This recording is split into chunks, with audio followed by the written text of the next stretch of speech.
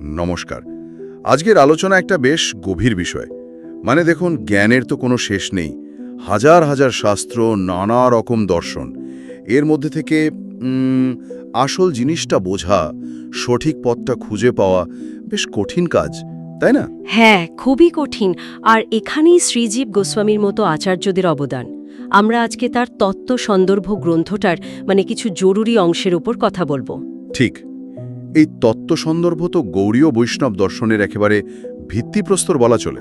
একদম, এটা শ্রীমদ্ ভাগবতমকে বুঝতে খুব সাহায্য করে। আজকের আলোচনায় আমরা দেখব জ্ঞান অর্জন নিয়ে এই বইটা কি বলছে, পরম সত্য বা বাস্তবতা জিনিসটা আসলে কি, আর জীবনের শেষ লক্ষ্যটাই বা কি হওয়া উচিত, এইসব। আচ্ছা, আমরা যেটুকু দেখি, শুনি বা যুক্তি দিয়ে বুঝি, সেটুকুই কি যথেষ্ট? পারমার্থিক সত্য জানার জন্য? তত্ত্ব সন্দর্ভ কিন্তু এখানে একটা প্রশ্ন তুলছে।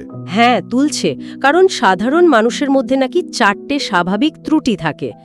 ভুল জিনিসকে ঠিক মনে করা, যাকে বলে ভ্রম। হ্যাঁ, ভ্রম। আর হয়তো নিজের স্বার্থে। ও, আর শেষটা? শেষটা হলো করোনা পাটব। আমাদের ইন্দ্রিয়গুলো, চোখ, কান, নাক, এগুলো তো সীমাবদ্ধ, সবটা ধরতে পারে না। এই 4টি দুর্বলতা থাকলে তো নিজের চেষ্টায় পরম সত্য জানাটা বেশ মুশকিল। ঠিক, অসম্ভবই বলা চলে।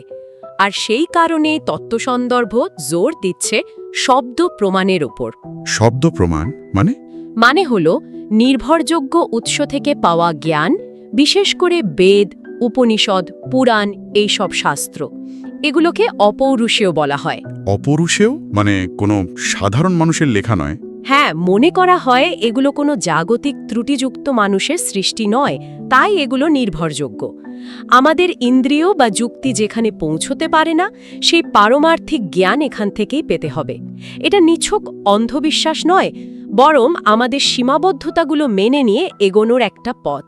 আচ্ছা, তাহলে শাস্ত্রের উপর নির্ভর করতে হবে। সেক্ষেত্রে পুরাণ, ইতিহাস, যেমন ধরুন শ্রীমদ্ ভাগবতম, এগুলোর এত গুরুত্ব কেন? একে তো আবার পঞ্চম বেদ বলা হয়। ঠিক বলেছেন, কারণ এই পুরাণ আর ইতিহাসগুলোই বেদের যে কঠিন গভীর তত্ত্বগুলো আছে, সেগুলোকে কলিযুগের মানুষের জন্য সহজবোধ্য করে পরিবেশন করে, গল্পের মাধ্যমে, লীলার মাধ্যমে। আর শ্রীমদ্ ভাগবতমের কথা তো বিশেষভাবে বলা হয়। হ্যাঁ, শ্রীমদ্ ভাগবতমকে তো সমস্ত প্রমাণের মধ্যে শ্রেষ্ঠ, প্রমাণ সম্রাট বলা হয়েছে। এটা আসলে ব্যাসদেব যে বেদান্ত সূত্র লিখেছিলেন তারই স্বাভাবিক প্রাকৃতিক ভাষ্য। তাই গৌড়ীয় বৈষ্ণব দর্শনের স্থান একেবারে কেন্দ্রে। বোঝা গেল। আচ্ছা, এই যে এতক্ষণ ধরে পরম সত্যের কথা বলছি আমরা, এই পরম সত্যটা আসলে কি? ভাগবতম কি বলছে এ ব্যাপারে? ভাগবতম বলছে পরম সত্য হচ্ছেন অদ্বয় জ্ঞান, এক অদ্বিতীয় পারমার্থিক চেতনা। কিন্তু এই এক চেতনা আবার 3টে রূপে নিজেকে প্রকাশ করেন। 3টে রূপে? কি কি? এক হল ব্রহ্ম, সেই নিরাকার জ্যোতির্ময় সত্তা। 2, পরমাত্মা, যিনি প্রতিটি জীবের হৃদয়ে অংশরূপে বিরাজ করেন। আর 3 নম্বর এবং পূর্ণতম প্রকাশ হলেন ভগবান। ভগবান এখানে কি নির্দিষ্ট করে বলা আছে? হ্যাঁ, ভগবান হচ্ছেন পূর্ণাঙ্গ ব্যক্তিস্বরূপ পরমেশ্বর। বিশেষ করে শ্রীকৃষ্ণকে এখানে নির্দেশ করা হচ্ছে। এই ধারণাটা ব্যাসদেবের নিজের সমাধিলব্ধ অভিজ্ঞতা। এটা কি অদ্বৈতবাদ বা মায়াবাদের থেকে আলাদা? হ্যাঁ, কিছুটা আলাদা। শঙ্করাচার্যের অদ্বৈতবাদ যেমন মূলত নিরাকার ব্রহ্মকেই চরম সত্য তত্ত্ব সন্দর্ভ বা ভাগবত কিন্তু বলছে যে ভগবান, জীবাত্মা এবং মায়া, এই 3টি সত্তা আছে। এরা সম্পর্কিত কিন্তু পৃথক। আর ভগবানই হচ্ছেন সেই পরম সত্যের সর্বোচ্চ ও পূর্ণাঙ্গ প্রকাশ। আচ্ছা, তাহলে আমরা জীবাত্মা, আমাদের অবস্থানটা কোথায় এই চিত্রে? ভগবানের সাথে আমাদের সম্পর্কটা কেমন? জীবাত্মা হল ভগবানেরই একটা অংশ, অবিচ্ছেদ্য অংশ। অনেকটা যেমন আগুন থেকে স্ফুলিঙ্গ বেরোয়, সেরকম। তার গুণগতভাবে আমরা ভগবানের সমান। গুণগতভাবে এক, হ্যাঁ, কিন্তু পরিমাণে অনেক ক্ষুদ্র। আর জীবাত্মার একটা বৈশিষ্ট্য হল সে মায়ার দ্বারা প্রভাবিত হতে পারে, নিজের আসল স্বরূপ ভুলে যেতে পারে। কিন্তু মুক্তিও সম্ভব। অবশ্যই, যেহেতু সে ভগবানেরই অংশ। এখানেই আসছে অচিন্ত ভেদাভেদ তত্ত্বটা। অচিন্ত ভেদাভেদ, এটা একটু বুঝিয়ে বলবেন? মানে জীবাত্মা ভগবানের সাথে একও আবার ভিন্ন, গুণগতভাবে এক কিন্তু সত্তাগতভাবে ভিন্ন। এই সম্পর্কটা আমাদের সাধারণ জাগতিক বুদ্ধি বা যুক্তি দিয়ে পুরোপুরি বোঝা যায় না, তাই অচিন্ত। এটা গৌড়ীয় বৈষ্ণব দর্শনের খুব গুরুত্বপূর্ণ একটা সিদ্ধান্ত। বেশ গভীর দর্শন। তাহলে জীবনের শেষ লক্ষ্যটা কি? মানে প্রয়োজন শুধু মায়া থেকে মুক্তি বা মোক্ষ লাভ করা? গৌড়ীয় বৈষ্ণব দর্শন বলছে, না, শুধু মুক্তিই শেষ কথা নয়।